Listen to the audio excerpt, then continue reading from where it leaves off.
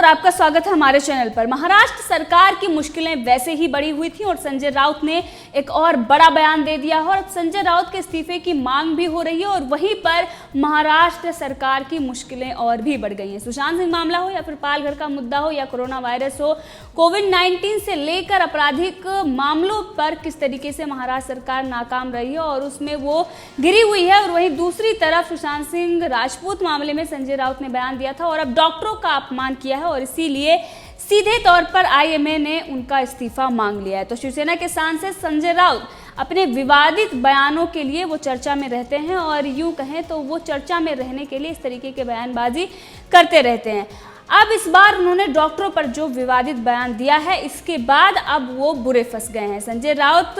ने जो बयान दिया था और उन्होंने कहा था कि डॉक्टरों को कोई नॉलेज नहीं है, उनसे ज़्यादा तो कंपाउंडर जानता है। यहाँ तक कि उन्होंने पर्सनल चीज़ें भी कुछ शेयर की हैं। लेकिन उससे पहले आपको बता दें कि डॉक्टरों ने महाराष्ट्र के सीएम उद्धव ठाकरे को एक पत्र लिखकर संजय राउत के इस्तीफे की मांग कर ली है। इधर संजय राउत ने विवाद बढ़ने पर अपनी सफाई भी पेश की है, लेकिन उसके बाद भी जनता का आक्रोश और भी बढ़ गया है। जनता ये कह रही है कि संजय राउत ने अपना मानसिक संतुलन खो दिया है क्योंकि वो महाराष्ट्र में सत्ता तक पहुंचने के काबिल नहीं थे और सत्ता मिल गई, इसीलिए उनका दिमाग सही से काम नहीं कर रहा है। चाहे वो सुशांत सिंह राजपूत के पिता पर जिस तरीके से उन्होंने बयानबाजी की थी और जो उन्होंने अपमान किया था, चाहे अब डॉक्टरों को लेकर जो उन्होंने अपमान किया है इस पर हो, या तमाम तरीके की चीज़ें जो वो सामना में लिखते रहते हो और किस तरीके से उनका मानसिक संतुलन बिगड़ गया। आपको बता दें कि संजय राउत ने एक news channel, Marathi news channel को इंटरव्यू दिया था और उस इंटरव्यू में संजय राउत ने कहा था कि कभी डॉक्टर के पास वो नहीं जाते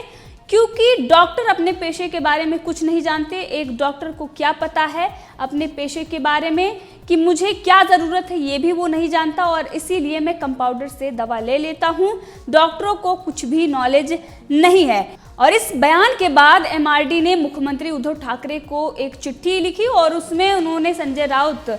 का जो बयान था उसके बारे में पूछते हुए उद्धव ठाकरे से ये पूछा है कि क्या वो इस बयान से इत्तेफाक रखते हैं जो उन्होंने डॉक्टरों के बारे में लिखा है। वहीं पर अगर देखें तो डॉक्टर जो इस कोरोना काल में जिस तरीके से एक कोरोना वॉरियर्स की तरह लड़ रहे हैं, उसके बावजूद भी संजय राउत का जो ये बयान आया है ये बेहद ही अपमानजनक है और जनता इसका विरोध भी कर रही है। लेकिन अगर देखें तो इंडियन मेडिकल एसोसिएशन ने थाने में मुख्यमंत्री उद्धव ठाकरे को भी पत्र लिखा है। पर अगर बात करें तो इंडियन मेडिकल एसोसिएशन थाने ने मुख्यमंत्री उद्धव ठाकरे को पत्र लिखकर ये कहा है कि संजय राउत के खिलाफ कार्रवाई करें और इतना ही नहीं, डॉक्टरों ने संजय राउत का इस्तीफा भी मांगा है। आईएमए थाने ने जो पत्र लिखा है उसमें उन्होंने कहा है कि संजय राउत जो ये बयान उन्होंने दिया है इसका हम विरोध करते हैं और साथ में ही हमें इस्तीफा संजय राउत का चाहिए। डॉक्टरों की भावनाएं किस तरीके से आहत हुई हैं इसके बारे में भी कहा गया है। उन्होंने कहा कि संजय राउत ने जो बयान दिया कि कंपाउंडर डॉक्टर से ज़्यादा जानते हैं, हम इसकी निंदा करते हैं और उनका इस्तीफा मांगते हैं। इस बयान से डॉक्टरों की भावनाएं आहत हुई हैं उनका और साथ ही उनका उत्साह भी गिरा है। तो कोरोना वायरस से जिस तरीके से हमारे डॉक्टर लड़ रहे हैं और इसके बाद संजय राउत का अपमानजनक टिप्पणी करना, यह दिखाता है कि संजय राउत किस तरीके से जो हमारे कोरोना वॉरियर्स हैं उनका अपमान कर रहे हैं। वहीं पर अगर देखें तो संजय राउत ने इससे पहले सुशांत सिंह राजपूत के पिता को लेकर भी उन्होंने बयानबाजी की थी। उन्होंने कहा था कि उनके पिता ने 2 शादी की थी और 2 शादी करने के बाद सुशांत सिंह राजपूत और उनके पिता के संबंध अच्छे नहीं थे, जिसके चलते वो नाराज रहते थे और इसी की यही वजह हो सकती है जो उन्होंने आत्महत्या की है।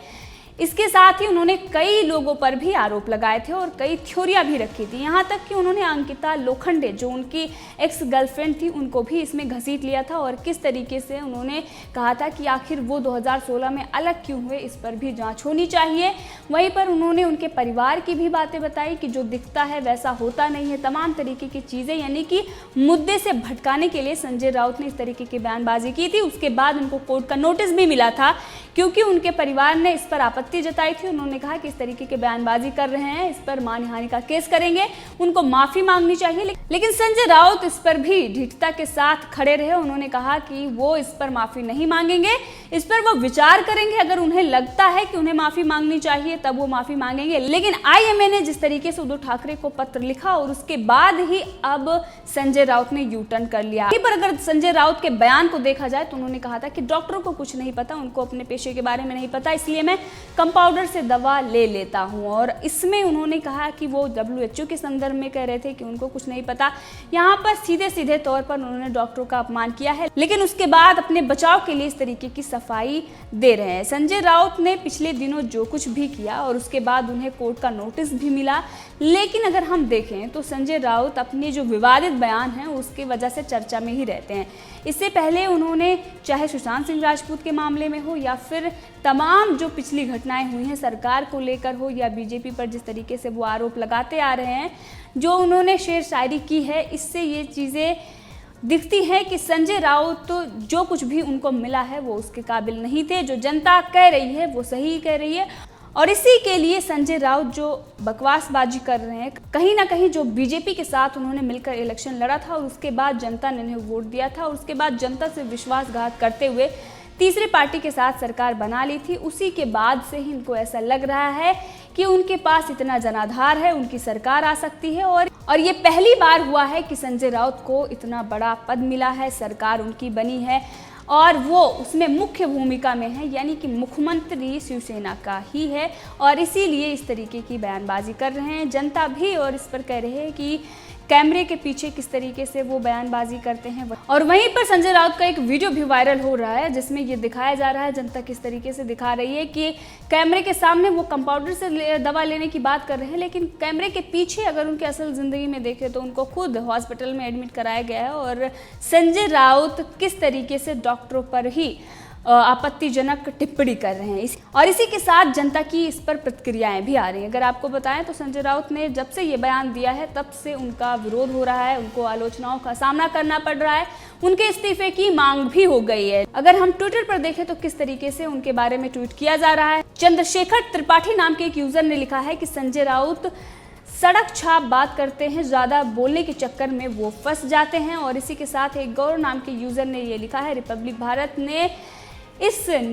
जो बयान उन्होंने दिया था इस पर आर्टिकल लिखा था और उस आर्टिकल के बाद गौरव का ये रिप्लाई आया। उन्होंने कहा कि जब किसी को कुर्सी समय से पहले मिल जाती है, अपने आप को बुद्धिजीवी समझ लेता है और अहंकार में चूर होकर जो भी करता है उसे सही ही लगता है। जैसे रावण का अंधकार टूटा था, याद रखे संजय राउत, तेरा और तेरी पार्टी का भी वही हाल होगा, जिसके बाद कभी सत्ता में बैठने का भी सपना नहीं देख पाएंगे। इसी के साथ एक नंद किशोर नाम के यूजर है, उन्होंने भी इस पर ही